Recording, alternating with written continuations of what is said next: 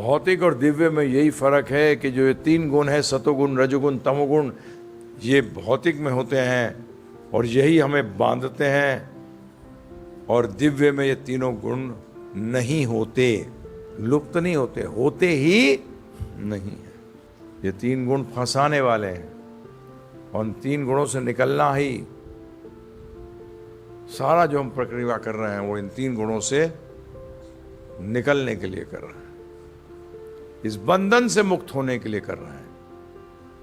इन 3 गुणों के कारण ही तो फंसे हुए जन्म मृत्यु के चक्कर में। जन्म मृत्यु जरा व्याधि इन 3 गुणों के कारण है। इन 3 गुणों के बंधन से निकल जाएं, तभी भगवान भगवद गीता में भी कहते हैं कि जो इन 3 गुणों की गतिविधियों को समझ जाए वो मुक्ति के पथ पर अग्रसर हो सकता है, वो मुक्त हो जाएगा।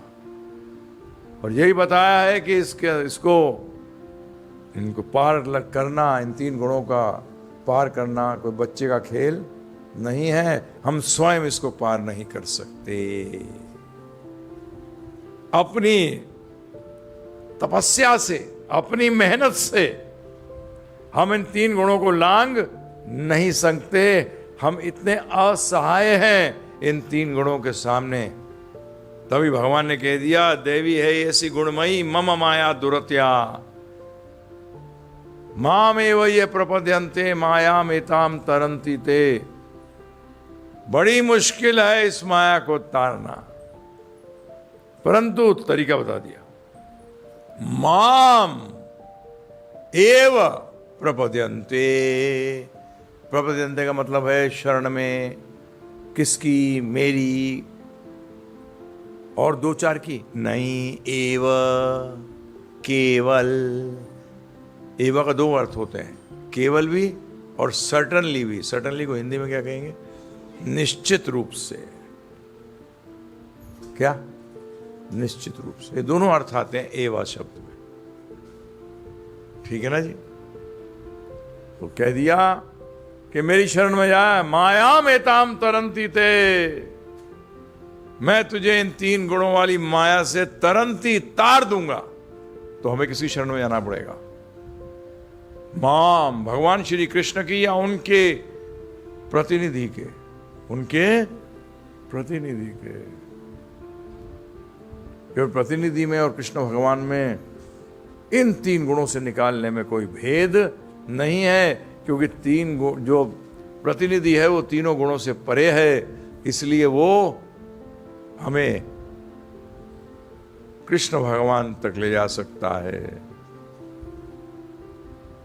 तो इसलिए प्रहलाद महाराज के जो उपदेश सुनना बहुत अनिवार्य है।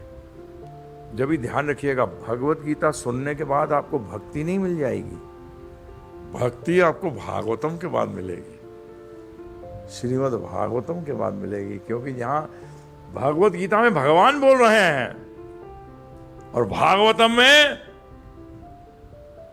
भगवान के भक्त बोल रहे हैं। क्या समझे? भगवान भी बोल रहे हैं और भगवान के भक्त भी बोल रहे हैं। अर्जुन ने कोई शिक्षा दी हमें? नहीं, उन्होंने सिर्फ एक शिक्षा दी कि आप ही पर ब्रह्म हो, परम पवित्र हो, परम धाम हो, इतना बताया है ना। बाकी क्या बताया? हम आप समझ गए हो भगवद गीता पढ़ने के बाद, समझने के बाद। पढ़ने से काम नहीं चलेगा, समझने के बाद कि अब मैं भक्त कैसे बनूं, तो आपको भक्तों का संग करना पड़ेगा। किसका संग करना पड़ेगा? अगर भक्तों का संग नहीं किया